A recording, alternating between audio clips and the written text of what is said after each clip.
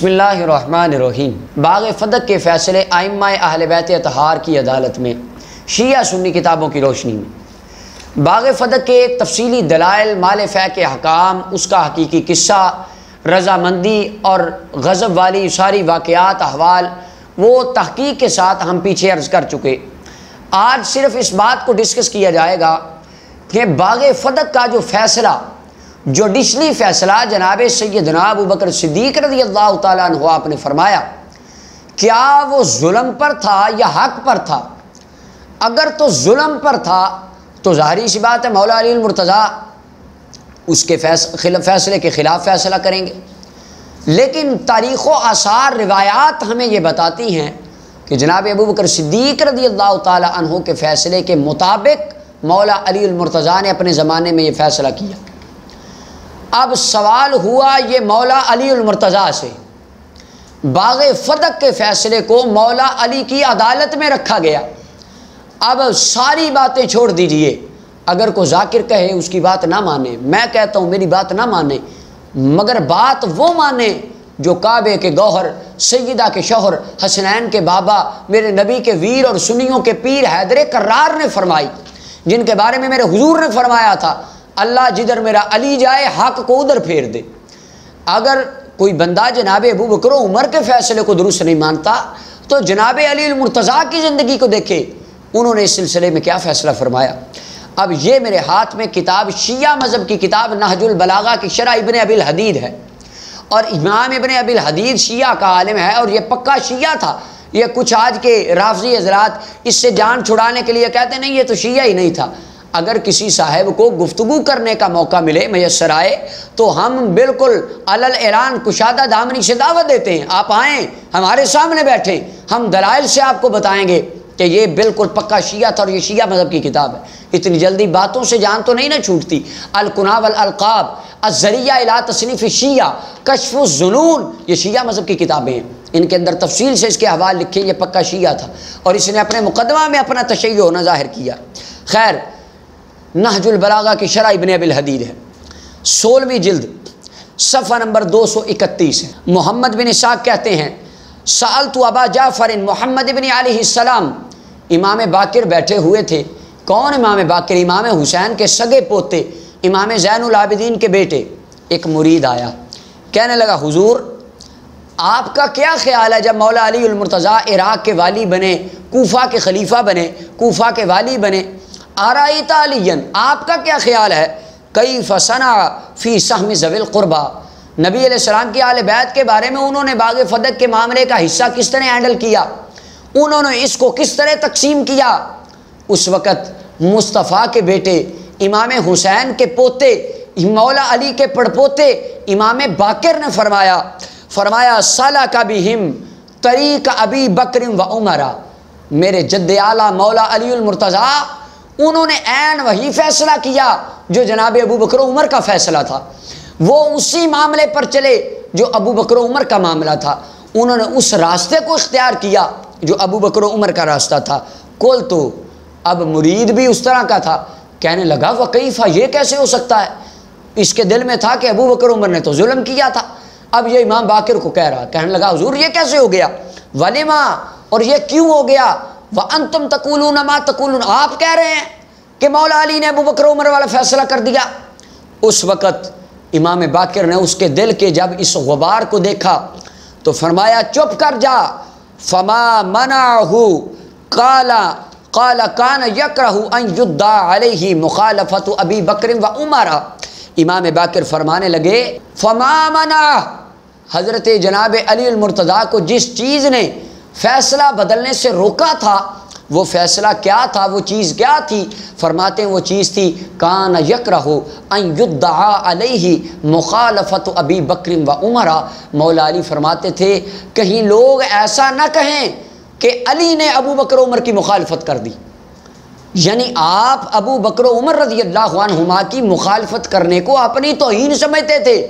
اب آج جو بندہ کہے کہ میں علی کا چاہنے والا ہوں اور وہ مولا علی تو کہتے ہیں جو ابو بکر و عمر کا مخالف ہے وہ مجھے اچھا نہیں لگتا، اور آج بندہ ممبر پہ کہے کہ ابو بکر و عمر تو ظالم تھے، پتہ چلا اس بندے کا مولا علی سے دور دور تک کوئی تعلق نہیں جو یہ بات کرے۔ اب سوال ہے مولا علی نے وہ فیصلہ کیوں نہیں بدلا اور جناب ابو بکر عمر کے فیصلے پر قائم کیوں رہے؟ نہج البلاغہ جلد 16 شرح ابن ابی الحدید صفحہ 252 ہے، اس کے اوپر لکھتے ہیں فلما وصل الامر الى علی بن ابی طالب، جب جناب علی المرتضیٰ کے پاس یہ خلافت کے معاملات آئے، کلما فی رد فدق، تو کچھ مریدوں نے کلام کیا، کچھ مرید ایسے تھے انہوں نے کہا حضور ابو بکر عمر نے تو ظلم کیا تھا، اب آپ ہی حق کر دیں، آپ ہی عدل کر دیں، آپ ہی انصاف کر دیں۔ فقال، اس وقت مولا علی المرتضیٰ نے ان ماننے والوں کو کہا خبردار، فرمایا چپ کر جاؤ، انی لاستحیی من اللہ ان ارد شیئا منع منہ ابو بکر، فرمایا مجھے اللہ سے حیا آتی ہے کہ اس فیصلے کو بدلوں جو فیصلہ میرے ابو بکر صدیق کا تھا۔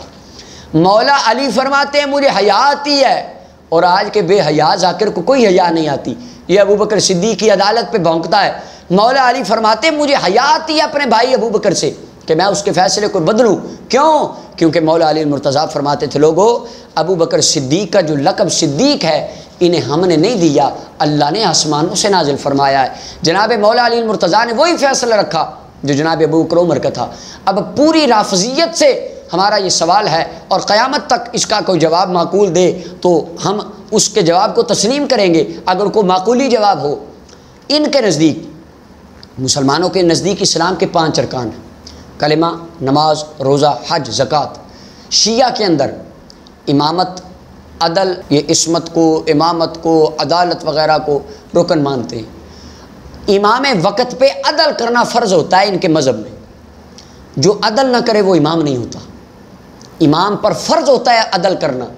ہمارا سوال یہ ہے اگر ابو بکر و عمر نے نعوذ باللہ ظلم کیا تھا تو مولا علی نے عدل کیوں نہیں کیا؟ مولا علی فرماتے وہی فیصلہ کروں گا جو ابو بکر و عمر کا تھا، اور یہ کہتے ہیں انہوں نے ظلم کیا، اس کا مطلب مولا علی نے بھی ظلم کیا تھا۔ یہ صرف اپنی مجلسوں کی رونق بڑھانے کے لیے اور واہ واہ کرنے کے لیے، جن کو عربی اوپر سے دیکھ کے پڑھنی نہیں آتی وہ ابو بکر و عمر کو گالیاں دیتے ہیں۔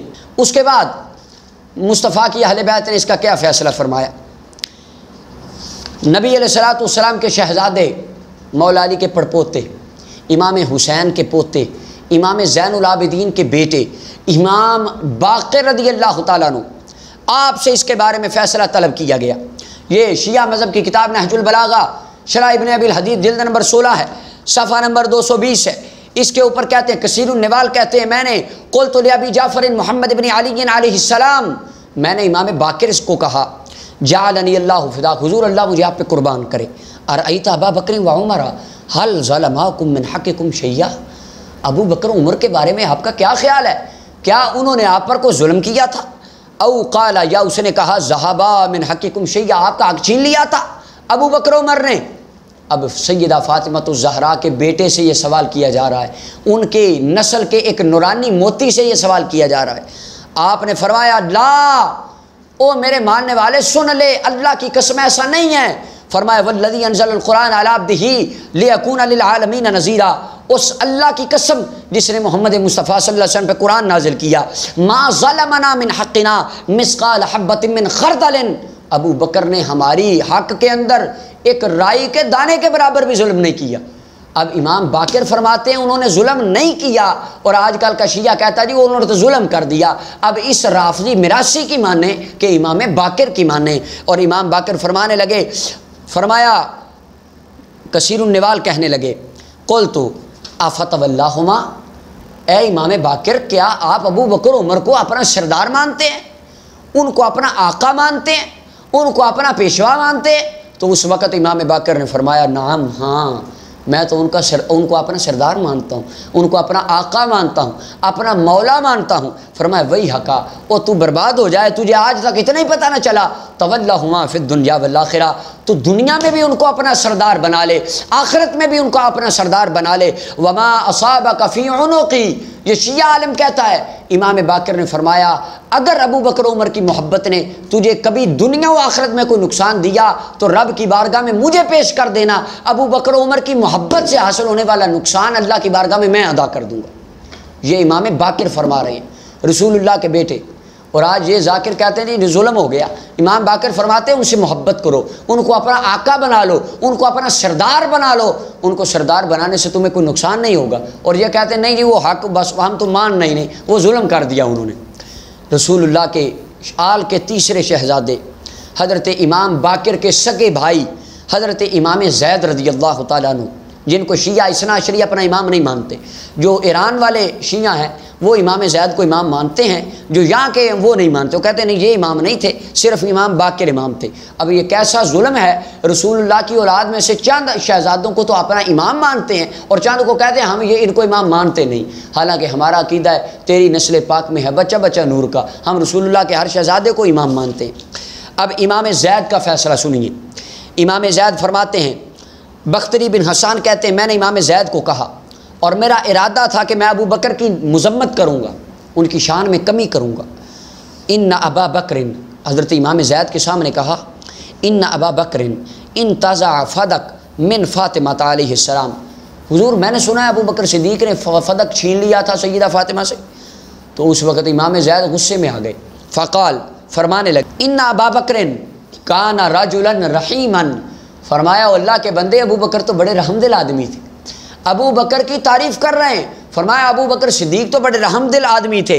وَكَانَ يَكْرَهُ أَن يُغَيِّرَ شَيْئًا فَعَلَهُ رسول اللہ صلی اللہ علیہ وسلم، اور ابو بکر صدیق اس بات کو ناپسند جانتے تھے کہ اس فیصلے کو بدلیں جو فیصلہ رسول خدا صلی اللہ علیہ وسلم نے فرمایا۔ تو آگے آپ نے فرمایا ثم قال ابو زید، پھر حضرت امام زید فرمانے لگے، وَأَيْمُ اللَّهِ لَوْ رُجِعَ الْأَمْرُ إِلَيَّ لقدیت فیہا بقضاء ابی بکر، امام زید نے فرمایا لوگو اگر آج دوبارہ عدالت لگائی جائے، اس عدالت کا جج میں امام زید کو بنایا جائے، ایک کٹہرے میں سیدہ فاطمہ زہرا سلام اللہ علیہا کے حق کی بات رکھی جائے، ایک کٹہرے میں ابو بکر صدیق کا فیصلہ رکھا جائے، تو آپ نے فرمایا اللہ کی قسم، فرمایا لقضیت فیہا بقضاء ابی بکر، میں وہی فیصلہ کروں گا جو مصطفیٰ کے خلیفہ اول جناب ابو بکر صدیق نے فیصلہ فرمایا تھا۔ اب رسول اللہ کے شہزادے، ان کا واضح طور پر یہ بیان ہے، حضور کی آل اطہار، آل بیت اطہار، ائمہ کرام کا یہ واضح طور پہ عقیدہ تھا کہ جناب ابو بکر صدیق کا فیصلہ بالکل حق پر تھا، اور اسی فیصلے پر جناب عمر، جناب عثمان، جناب علی رضی اللہ عنہم اجمعین یہ تمام صحابہ قائم رہے، اور اللہ تعالیٰ کی بارگاہ میں بھی ان کا یہ فیصلہ بالکل بجا تھا، اور ائمہ اہل بیت اطہار کی بارگاہ میں بھی ان کا یہ فیصلہ بجا تھا۔ اگر بجا نہ ہوتا تو وہ اس طرح کے بیان کیوں دیتے؟ مولا علی فرماتے ہیں حق پہ تھا، امام باقر فرماتے ہیں حق پہ تھا، امام زید فرماتے ہیں حق پہ تھا۔ اب آج ہم ان رافضیوں کی مانیں کہ رسول اللہ کی اہل بیت اطہار کے موتیوں کی مانیں۔ اللہ تعالی ہمیں ائمہ اہل بیت اطہار، اصحابہ کرام کی محبت عطا فرمائے۔ وآخر دعوانا الحمدللہ۔